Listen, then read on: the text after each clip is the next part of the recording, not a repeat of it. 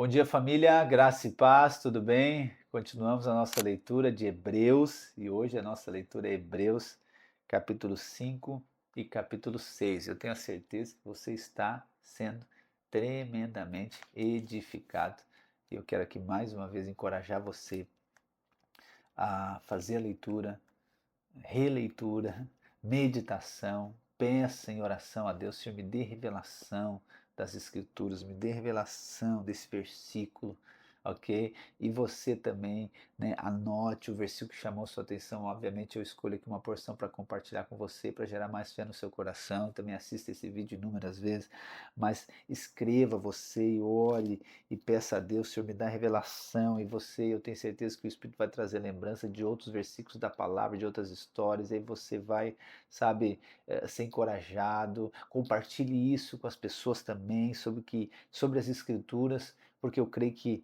nesse tempo, nesse novo tempo, é um tempo de muito crescimento, muito avanço, profundidade na palavra de Deus.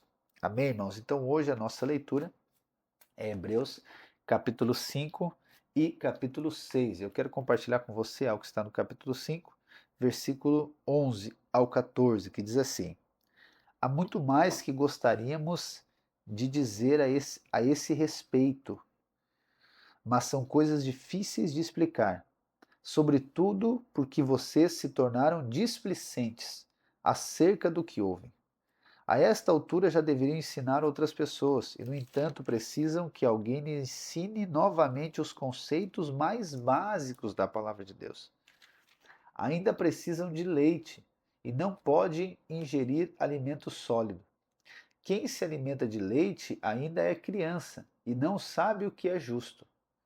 O alimento sólido é para os adultos, que pela prática constante são capazes de distinguir entre certo e errado. Aleluia, irmãos. Estão trazendo, né, o contexto de ontem, nós estamos falando sobre a questão de descanso. Só que o foco é sempre Jesus. E aí ele traz, né, essa questão do sumo sacerdote. A figura do sumo sacerdote começa a aparecer aqui agora. E depois nós vamos ver que o sumo sacerdote então é Arão. Lembra? Arão foi escolhido por Deus como sumo sacerdote. Só que Arão, então, ele foi comissionado por Deus. Então o escritor ele vai dizer aqui no capítulo 5 o seguinte: da mesma maneira que Arão foi escolhido, Jesus também foi escolhido. Só que da mesma maneira que Arão também passou por alguns processos, Jesus também passou por alguns processos. E eu gosto muito do versículo que diz que Jesus aprendeu a submissão pela obediência. E aí a gente traz o contexto todo da figura humana. Então, entendo que o escritor está sempre aqui trazendo uma imagem plena de Cristo. Então, ele é Deus, mas ele também é homem. Ok? Então, ele é sim filho de Deus, mas ele também é filho do homem. E aqui agora ele traz, né, essa porção que eu li para os irmãos, algo muito interessante e talvez muito confrontador. Ok? Então ele diz o seguinte, gente, na verdade isso que eu falei até agora, isso aqui eu preciso de falar uma coisa muito mais profunda. Só que ela é muito difícil, não só de falar, mas ela vai ser, é difícil de explicar, por quê? Por causa do entendimento de vocês. Então vocês não têm entendimento ainda disso. Vocês não têm entendimento das coisas profundas. O que eu falei até aqui agora é só coisa superficial. Eu preciso de falar coisa mais profunda, mas não posso. Por quê? Porque eu não tenho ainda capacidade de entendimento. Por quê? Porque é imaturo espiritual ainda. Vocês são imaturo espiritual. Aí vamos lá, mas ele está falando para quem? Lembra? Está falando para os judeus. Ele tá falando para a pessoa que conhece lei. Há 613 leis e vive com base nela. Ele está falando das pessoas que conhecem, né? Hoje, para nós, talvez os 5 primeiros os livros da Bíblia, o Pentateuco de cor. Então, tá, pastor, mas essas pessoas são inexperientes? Sim, inexperientes. Ou melhor, essas pessoas são imaturas. Por que elas são imaturas? Porque elas não têm revelação da graça de Deus. Paulo diz: não tem revelação daquilo que é justiça, ou seja, tem outra versão que diz: não tem revelação, não tem conhecimento da palavra da justiça. A palavra da justiça é a graça. A justiça de Deus é Cristo e Ele é a nossa justiça. Então é o seguinte, isso mostra que aquela pessoa que conhece de escritura, conhece de Bíblia, conhece da lei, conhece de história, não está dizendo que ela é madura espiritualmente. Porque, irmãos, Paulo, para mim eu considero Paulo escritor, mas o escritor de Hebreus, ele está dizendo o quê? Ele está dizendo que a pessoa que conhece lei, a pessoa que vive na lei, ela é imatura. Mas a pessoa que tem a revelação da graça, ela é sim, agora ela é madura. Então ele está dizendo o quê? Que essa pessoa tem que beber leite. E a graça é alimento sólido. Mas olha só se isso aqui não acontece algo na sua mente. Eu tenho certeza que você considerava que leite, né, é a graça. Tem muitas pessoas que eles, enfim, né, vêm para a vida da igreja e eles dizem, né, até não tem acontecido mais isso, mas aconteceu muito mais seguido. Pastor, nossa, muito boa essa pregação da graça, muito boa essa pregação do amor de Deus, muito boa essa pregação da justificação. Nossa, pastor, que maravilha.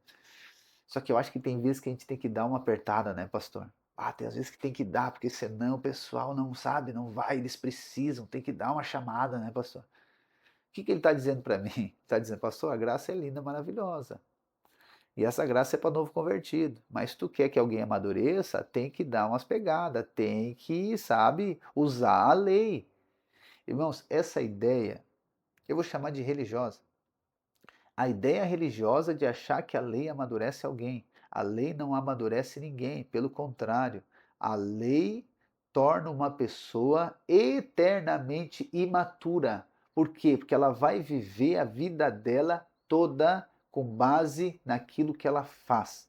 Ela nunca vai acessar aquilo que Cristo fez. A maturidade está ligado com alimentar da graça, ok?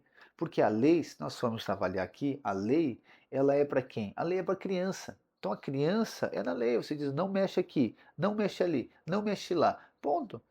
Só que um dia essa criança tem que crescer, um dia ela tem que crescer, e aí a lei já não deve ser mais aquilo que direciona a vida dela.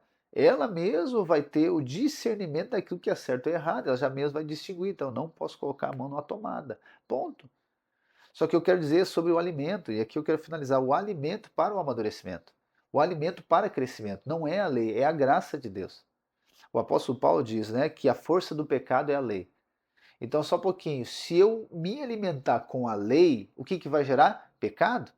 O que vai alimentar? A lei alimenta o quê? A lei alimenta a minha carne. A lei alimenta aquilo que eu tenho que fazer. Entende? Eu sei que tem muitas pessoas que têm essa questão eu vou chamar aqui também de cultura do medo. Então, nossa, a pessoa tem que ter medo para ter uma resposta. Então, eu tenho que falar do inferno para ela para crer em Jesus. Eu tenho que falar para ela que se ela não crê em Jesus, Deus vai pesar a mão sobre ela. Então, eu tenho que colocar medo. Isso é uma cultura maligna, religiosa, que destrói com aquilo que Deus fez em Cristo Jesus. Não estou dizendo que não tem inferno, não estou dizendo que a pessoa que não crê em Jesus, ela não está condenada. Pelo contrário, ela está condenada por conta do pecado de Adão. É pecador, ponto. Condenado ao inferno. Só que isso aqui não salva a pessoa. O que salva a pessoa é o quê? O que salva a pessoa é quando ela tem a revelação da graça de Deus.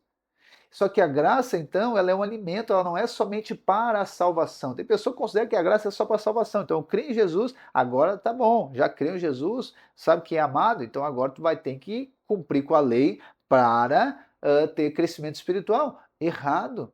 Então, por isso que muitas pessoas, eles acabam relacionando com a palavra de Deus e com a mensagem da graça de maneira displicente. Não, isso eu já sei que eu sou amado, eu já sei que eu sou justo. Gente, a graça é uma fonte inesgotável.